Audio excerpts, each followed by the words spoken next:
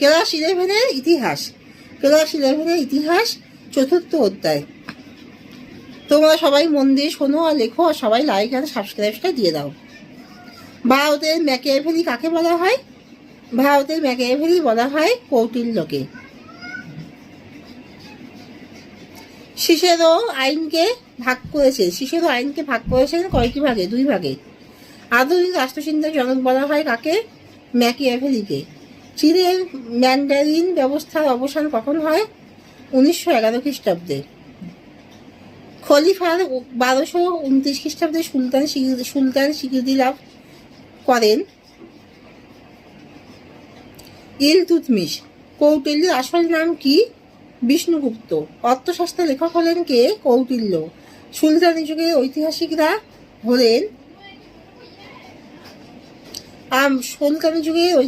হলেন আমির খসরু।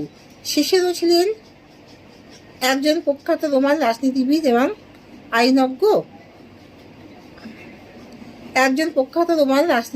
আইনজ্ঞ। Thomas Cromwell act of supremacy ঘোষণা করেন 1534 খ্রিস্টাব্দে। রাষ্ট্রের সার্বভৌমত্ব তত্ত্বের প্রধান প্রবক্তা হলেন যা বোদা।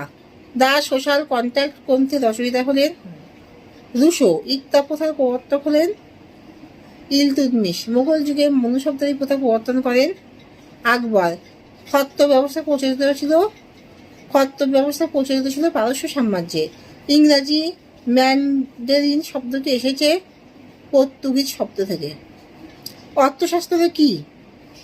কৌটিল্যের লেখা রাষ্ট্রনীতি বিষয়ক একটি গ্রন্থ হলো অর্থশাস্ত্র। অর্থশাস্ত্রের বিষয়বস্তু কি ছিল?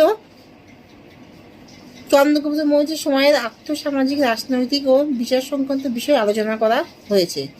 কে কবে অর্থশাস্ত্র আবিষ্কার করেন? ডক্টর শ্যাম শাস্ত্রী 1904 খ্রিস্টাব্দে অর্থশাস্ত্র আবিষ্কার করেন। মণ্ডল তত্ত্ব কি? কৌটিল্যের মতো নিরাপত্তার প্রয়োজনে প্রতিটি রাষ্ট্রের উচিত তার দূর প্রতিবেশী রাষ্ট্রের সাথে সুসম্পর্ক বজায় রাখা, তাকে বলে মণ্ডল তত্ত্ব। কৌটিল্য কি কি দুর্গের উল্লেখ করেছেন? গিরিদুর্গ, মরুদুর্গ, জলদুর্গ ও বনদুর্গ। কৌটিল্যের মতে রাষ্ট্রের সত্যমিত্র কয় প্রকার কি কি? 2 প্রকার, সহজ ও কৃত্রিম। কৌটিল্যের কূটনীতির 4টি উপাদান কি কি? সাম, দান, দণ্ড, ভেদ। বান্দির রাষ্ট্রচিন্তার উৎস কি? গ্রিক দার্শনিক প্লেটো রিপাবলিক এবং অ্যারিস্টটল রচিত পলিটিক্স, এই 2 গ্রন্থের মূল তত্ত্ব ছিল বান্দির রাষ্ট্রচিন্তার মূল উৎস। বান্দির মতে মধ্যযুগের সুলতানদের প্রধান দায়িত্ব কি?